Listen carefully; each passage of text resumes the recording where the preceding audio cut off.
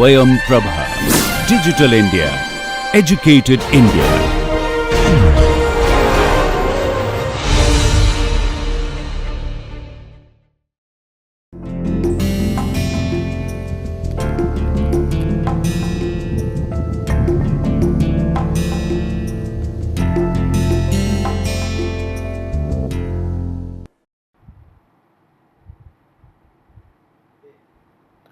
Namaskar.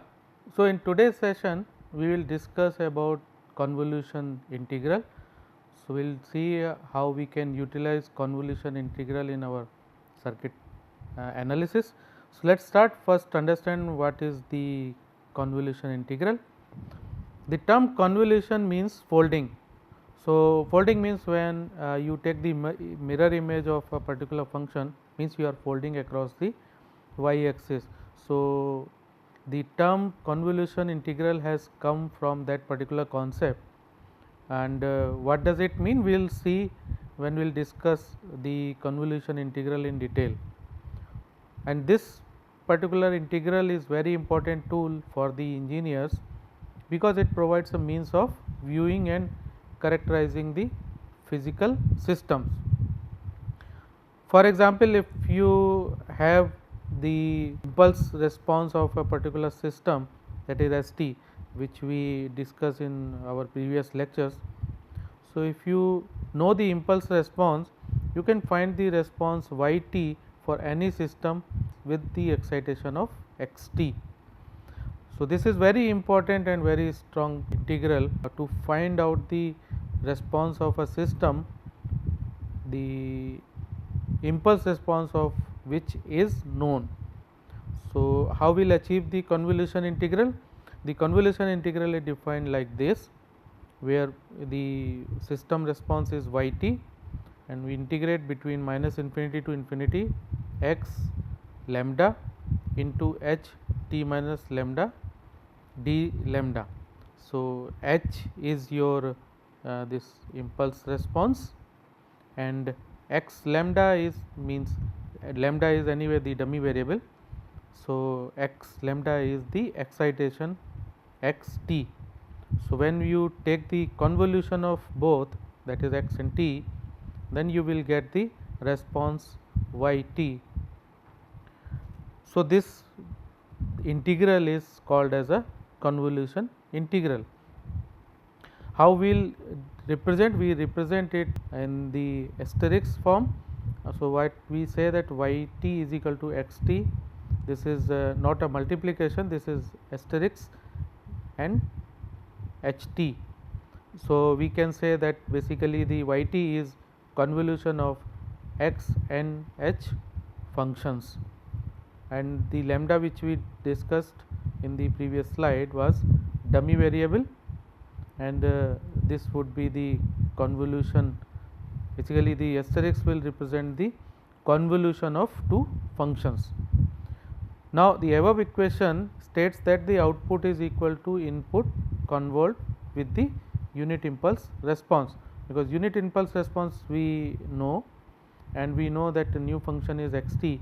So, we can find out the response of the system when we know the unit impulse response. Now, the convolution process is commutative, that means if you interchange the position of x and h, the output is not going to change.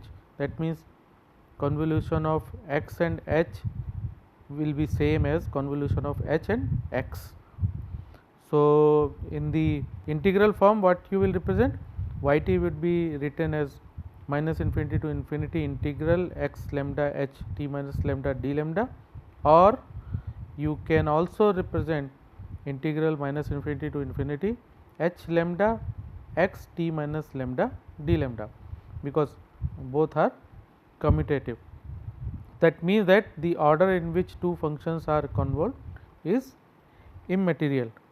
Now, the term convolution, how you will define the two signals which consist of time reversing of one of the signal, shifting it and multiplying it point by point with the second signal, then and integrating the product, then the output would be the convolution of two signals.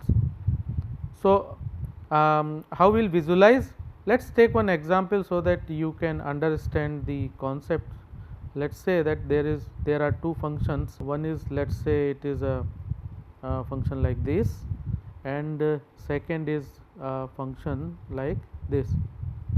Now, when we say the convolution of two signals, means time reversing of one of the signal, means you are folding that signal. So, when you suppose if you fold that signal, what you will do, you will take the mirror image of that signal. So, this will become like this. Shifting it means you can shift it at some location, because it will be varying with respect to time, and we will keep on shifting this signal across the axis, and we will try to find out the multiplication of this signal and this signal point by point, and then integrate it so that you can get the product. How we will do? So, let us say that you are putting a signal here, your this particular signal is moving. So, it is moving from this side to, let us say this is a axis lambda. So, you are shifting, this may be like, if you say this is h t minus lambda. So, you will shift this particular function. So, what you have defined, the integral h lambda into x t minus lambda. So, what you have to do now, you have to take the product of two and then sum up, because integration is nothing but the summing up the product of these two signal over a particular time period.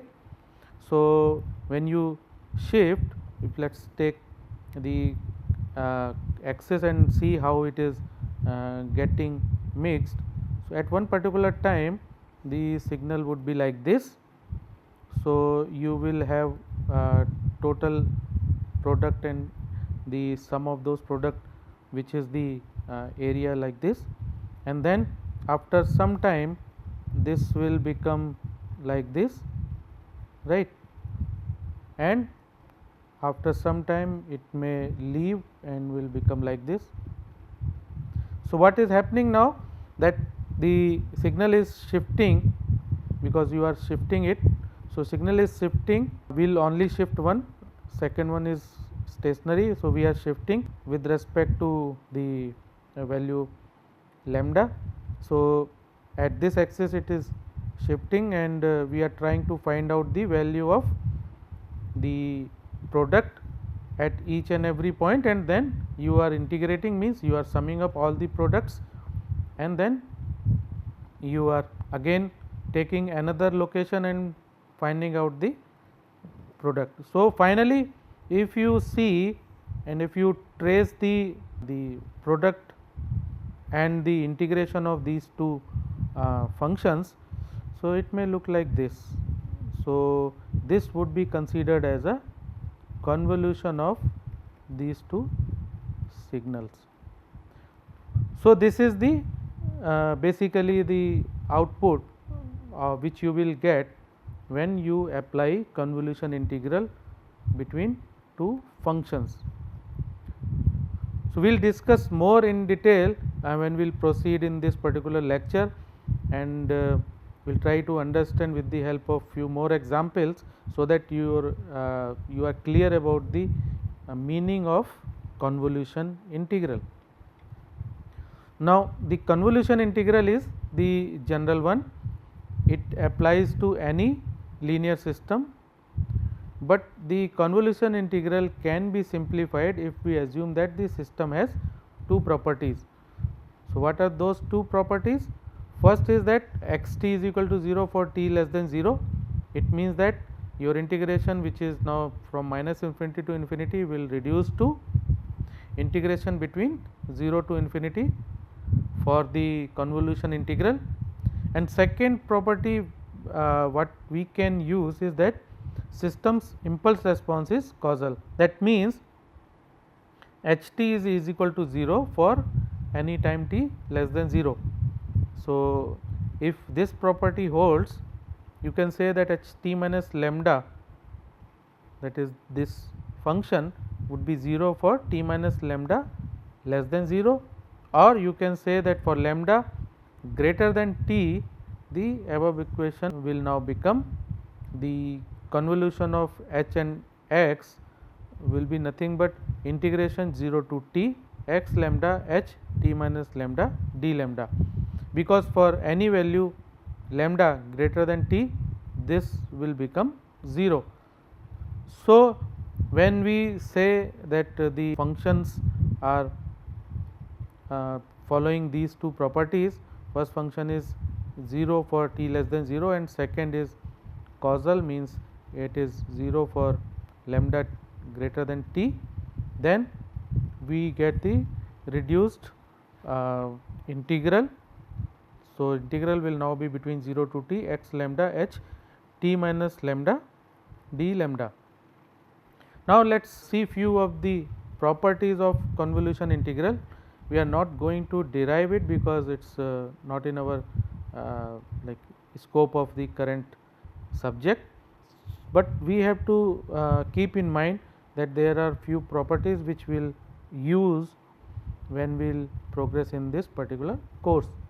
So, first property is convolution of h and x is commutative, means you can exchange the locations of h and x and the convolution integral will hold. Second is distributive property, means if you have the function like x plus y and you want to take the convolution with f, then it is distributive, means you can take convolution of f and x and f and y separately and then you can sum them up. Now, third is associative property. So, you can either take convolution of x and y first and then the product is convolved with f, or you can take the convolution of f and x first and then the product will have the convolution with y. So, since it is associative, you can use either of the method for getting the convolution integral. Now, next is the property when the function is convolved with the unit impulse function, then you can, when you integrate between minus infinity to infinity f lambda delta t minus lambda d lambda, this will be 1 only when t is equal to lambda. So, finally, the output which you will get is nothing but f t. Similarly, if you are convolving with the delta t minus t naught, that is time shift impulse function, so you will get the output as f t minus t naught. If you are taking the convolution of f t with the derivative of unit impulse, you will get the output as derivative of function f t.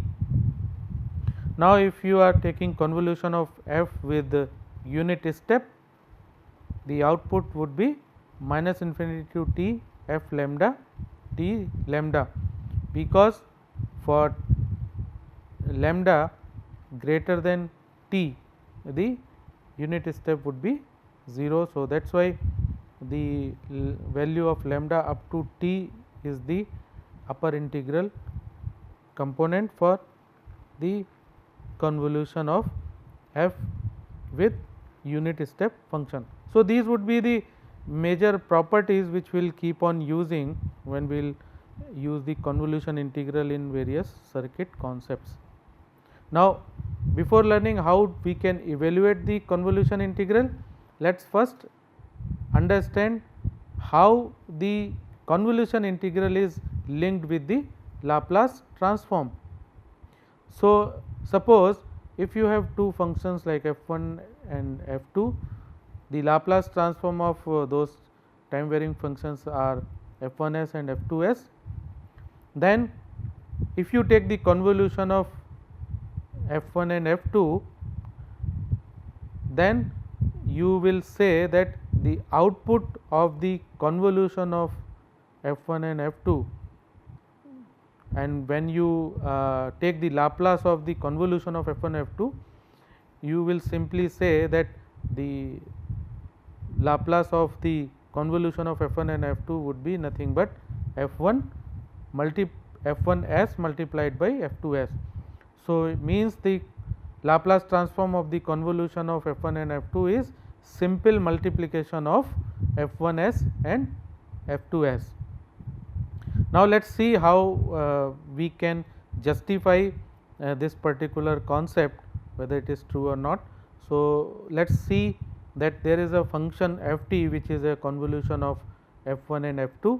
So, you will define it like integral 0 to t f1 lambda f2 t minus lambda d lambda. Now, if you take the Laplace of function f1, so f1s you can simply write as 0 to infinity f1 lambda e to the power minus s lambda d lambda. Now, if you multiply this f1s Laplace, that is what we have just now computed. So, if you multiply with f2s, you can simply write the function as 0 to infinity f1 lambda into f2s, that is the multiplication done on both sides, multiplied by e to the power minus s lambda d lambda. Now, if you use the time shift property, because if you see this holds the, you can say that when you use the time shift property, this can be converted into the Laplace of the function f to t minus lambda u t minus lambda, being the e to the power minus s lambda as time shift component. So, what you can now write, the term in bracket which is f2s e to the power minus s lambda is nothing but the Laplace of f2 t minus lambda u t minus lambda, or in the integration form you can write 0 to infinity f2 t minus lambda u t minus lambda into e to the power minus s lambda dt. Now, if you put this value in the above equation, what you can write, f1s into f2s is nothing but integration of 0 to infinity f1 lambda into, now in f2s e to the power minus s lambda you will substitute the value which you just computed, that is nothing but the Laplace transform of time shift function f2. So, if you put the value here, you can simply say that it is 0 to infinity f2 t minus lambda u t minus lambda e to the power minus s lambda dt. Now, if you see, this will hold until t is greater than lambda. When the lambda is greater than t, this particular function will become 0. So, what you can write in terms of integral, first we will interchange the order of integration. So, now it will become 0 to infinity, and in the second integral we will say that it is ranging between 0 to t because of the unit step time shift function, and you will say that it is f1 lambda into f2 t minus lambda dt, and e to the power minus s lambda d lambda will take out for the second integral. So, you can rearrange this particular expression in this particular form. Now, if you see this particular term, this is nothing but the convolution of f1 and f2. So, what you can write, the integral is therefore the convolution of f1 and f2. So, if you see this, you will simply represent it as f1 maybe t convolution of f2 t, and then the outer integral is nothing but the Laplace of the convolution of f1 and f2. So, you can simply write f1s into f2s is nothing but Laplace of the convolution of f1 and f2. So, you can simply say that the convolution in time domain is equivalent to the multiplication in S domain. So, this is how you get when you rearrange the terms and justify that the convolution is of convolution of f1 and f2 is multiplication in S domain. Now, let us take one example so that you can understand how we will utilize this particular concept. Let us see that x t is nothing but 4 into e to the power minus t, h t is 5 into e to the power minus 2 t, and when we apply the above property, the convolution of h and x is nothing but inverse Laplace transform of h s into x s. What is h s? H s can become 5 upon s plus 2 because it is a Laplace transform of h t. Similarly, x s is nothing but Laplace transform of x t. So, you can simply write it as 4 upon s plus 1. Now, if you rearrange the term within the square bracket will become 20 upon s plus 1 plus minus 20 upon s plus 2. So, if you take now the inverse Laplace transform of the term which is there in the square bracket, it will become 20 into e to the power minus t minus e to the power minus 2 t. So, what you can say now, the convolution of 4 e to the power minus t and 5 into e to the power minus 2 t is nothing but 20 into e to the power minus t minus e to the power minus 2 t, and this would be time t greater or equal than 0. So, with this you can simply see that when you apply the Laplace transform of the convolution, you can easily get the answers.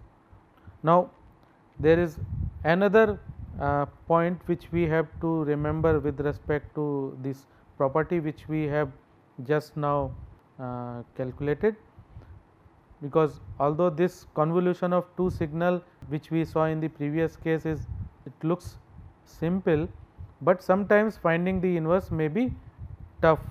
Why? Because the moment when you have f1s and f2s, the product of both is complicated, then it would be difficult to utilize the concept of convolution using Laplace transform.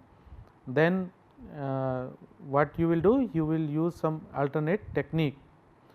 Another case is that when f1 t and f2 t are available in the form of some experimental data and there is no explicit Laplace transform of these two functions available. So, when this particular condition happens, you will not be able to get the Laplace transform of f1 t and f2 t, and then getting the convolution of f1 and f2 using the Laplace transform product would be difficult. So, what you have to do? You have to use the alternate approach, that is called the graphical approach, to find the convolution of two signal in time domain. What is the graphical procedure? Graphical procedure says that the 4 steps which we are describing below will be followed to find out the convolution integral of two functions. First is folding. Folding means you will take the mirror image of h lambda about the ordinate axis and obtain the value of h minus lambda. Now, you have to displace the function. So, that means shift or delay h minus lambda by t to obtain h t minus lambda. Now, next task is that you have to multiply, find the product of h t minus lambda and x lambda, and then integrate for a given time t and calculate the area under the product h t minus lambda x lambda for time lambda varying between 0 to t, and then you will get finally the value of y t. Now, the folding operation in step 1 is the reason of the term convolution. So, this is what we discussed in the first slide, that folding, that is nothing but taking the mirror image, is the reason of calling this particular integral as convolution integral. Now, the functions h t minus lambda scans or slides over h lambda. So, this is what we saw in the example which we were discussing, that when you slide over the particular given signal and you take the product of each and every term and then you sum it up, so that you get the value of integral. So, it means that you will utilize the shifting function which will scan or slide over the x lambda to get the final integral. So, in view of this, the superposition procedure, because this is also a superposition of function h t minus lambda over x lambda, the convolution integral is also known as the superposition integral. So, you can now see that the convolution integral can also be called as a superposition integral, because it contains the superposition procedure also. So, to apply the 4 steps, it is necessary to be able to sketch x lambda and h t minus lambda. So, for the graphical approach, we have to keep in mind that we can sketch both of the functions, and means we can plot both of the function on x y axis and then get the x lambda from the original function x t. This involves merely replacing t with a dummy variable lambda, then sketching h t minus lambda is the key to the convolution process, because it involves reflecting h lambda about the vertical axis and shifting it by t. So, analytically we obtain h t minus lambda by replacing every t in the h t by t minus lambda. Now, since the convolution is commutative, it is sometimes more convenient to apply step 1 and 2 to x t instead of h t. So, we have to look at the functions x and h, and we can with the help of just understanding the sketch of x and h, we can easily find out which one we have to fold and slide over the other one. So, like in the previous case, what we did, that we folded this particular function. If we fold this, we will not be able to differentiate between original and the folded function, and we will not be able to explain it. So, that is why I folded this function. Similarly, when you actually calculate the convolution using graphical approach, you can see which one is the best for the folding. So, this you have to always keep in mind when you are using the graphical approach. So, now we will take one example. So, what we can do, we can stop our discussion today at this point, and we will continue our discussion on convolution integral in the next lecture also. Thank you.